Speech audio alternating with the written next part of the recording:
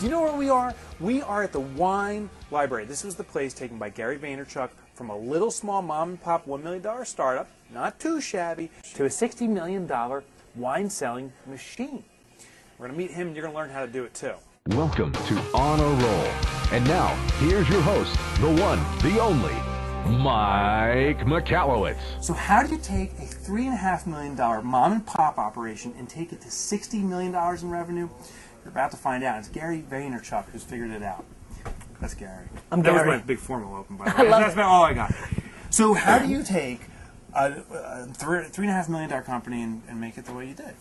You know, I think creativity. You know, 1997 I launched WineLibrary.com, so I was early. You know, 2006 I launched Wine Library TV, a daily wine video blog.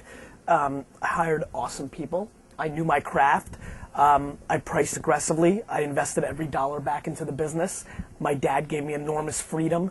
You know, there's 3 weeks worth of answers if we sat here. It's never one thing, but you know, in its core, it's enormous hustle. You know, when you're 22 years old and you basically work every day of your life for 6 years without going anywhere, right? You know, it adds up. You can do a lot of damage working 9 to 9 every day of your life, not going to the shore, not going on vacation, you know, really, really working. Well, you grew up in Jersey, right? I grew up in Jersey. I missed the shore. You know, I missed the I didn't do the Jersey Shore thing. There was no situation in my life. And so, you know, it was really just really hard work. And the fact that my dad and I were paying ourselves nothing, and we invested every dollar back into the business. And I really knew my craft. I really knew what people wanted. Well, how did you know the internet was going to be so big? Like, in '97, it was just starting out. Yeah, I mean, I'm a very early to market kind of guy. You know, I was the guy who loved Twitter and, you know, early '07. You know, I'm that guy. And so I've always had the ability to understand early to market trends.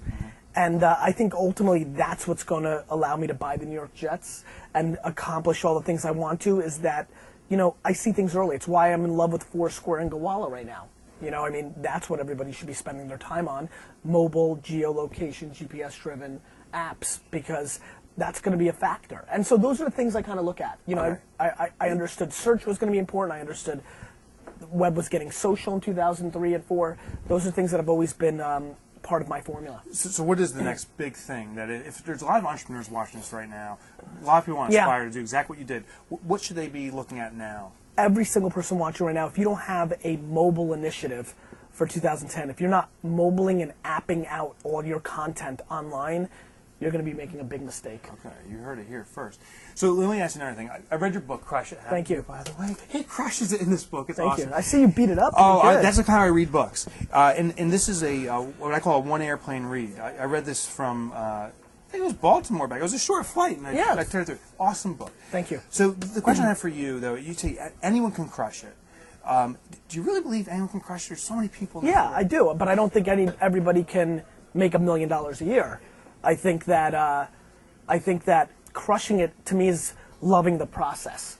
So not everybody's going to make $1 million. Right. But you know, doing what you love and talking and creating content around what you love, even though you might make $37,000 from it or $9,000, I think is a very happy place to be. Because let's say you're making $9,000 talking about camping. It's pretty cool that you could maybe buy some new camping equipment.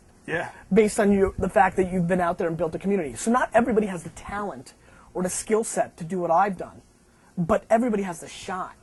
And that's what's really important. Okay, but everyone wants to do what you've done. Everyone wants that $6 million company. Well, I want to be Mark Sanchez or LeBron James. Yeah, okay. You know, I want to be a lot of things. I mean, everybody wants, you know, great. We all want. Yeah.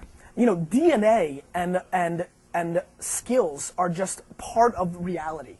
And what you need to do is not want what somebody else has, but recognize what you're best at in accomplishing, what you're most likely to succeed in doing. I mean, I want to do a lot of things that I can't do. What I did was I focused on what I could do. And luckily for me, it's still one of the cool things out there. Being a money-making machine is cool. That ain't so bad. Not so bad. Not so bad. But do you know what I mean? Yeah. I mean, really, like, if you're not a salesperson, if you didn't sell anything by the time you were 10 years old, you're not a salesperson. Yeah. You know what I mean? All right, so let me ask you the douchiest question I have to ask you. your father founded the business. Yeah. So $3.5 million business. Yeah. A lot of us watching can't walk in. No doubt about it. So here's a cynic. Sure. F you, I can't do that. And listen, I've read the 10 negative reviews on Amazon about the book that all say that. You know, there's a couple ways for me to answer that. One, you know, I was making $52,000 a year in theory when I was 14 years old, meaning I had a baseball card business when I was 14 years old, right. and I made $1,000 a weekend selling baseball cards. Started with $0.00. So, you know, there's that. Yeah. Two, you know, I think anybody who's been in a family business recognizes how ridiculously hard it is. You know, I might have had the financial opportunity to walk in, but, you know, doing $3 million a year in sales doesn't mean we're making $3 million a year in profit. Right. This business ran on 11 points less gross profit than it does today when I took over.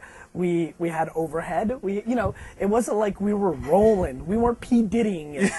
That being said, I would never, ever, ever underestimate the fact that I had a starting point. Right. But, you know, there's a big part of me that feels very confident that I didn't need it because, again, you know, I had $10,000 in cash under my bed when I was in 8th grade. I mean, it's something I know how to do. Wow. And I think it's much more important to recognize that, you know, I had the advantage of DNA, not the advantage of having a family business. Gotcha. You know? Now let me ask about your next business, or you're doing startup VaynerMedia. Yeah. How are you running two businesses together simultaneously? Well, I wish it was only two. You know, there's this company, but really, you know, Brandon, who's our VP of operations, he kind of runs it, who you just met.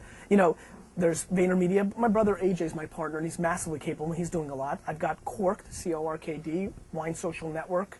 Lindsay's the CEO there. I've got my own personal brand, which mainly I manage, but, you know, without Matt, my assistant, I'd have no prayer. And I have CAA and all these. So I think that, you know, it's the classic surround yourself with really good people. Gotcha. Because you can't scale as a one-man show. But it's difficult. I mean, it's a lot of juggling, for sure. Yeah, I can imagine. It's a lot of juggling. And so tell me the last thing, because everyone's asking this, what is the next thing for you? What's the next big thing coming out from Gary?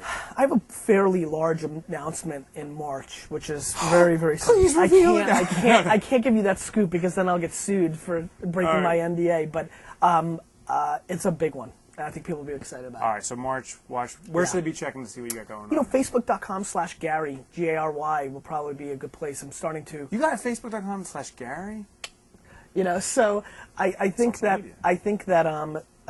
you know, whether it's Twitter or Facebook, you know, these communication tools allow us to stay connected in a way we've never seen. But you know, if I can leave with anything, it's about 2 C's in my opinion. Really, the blueprint to build a business today is about content and community. And actually, I'm going to add a third C: customer service. And 4, care. Something about the C. You know, coin. Coin is what you get when you add the other 4. And so I think too many people don't care.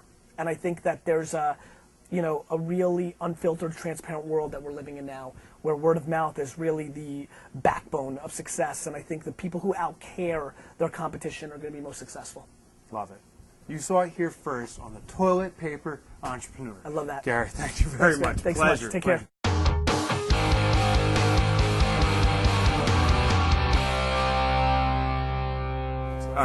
Hey everybody, I just got my copy from Mike and I'm excited about reading it, and I'd love to hear if you've read it, so hit me up on Facebook or Twitter and let me know what you thought before I dive into this.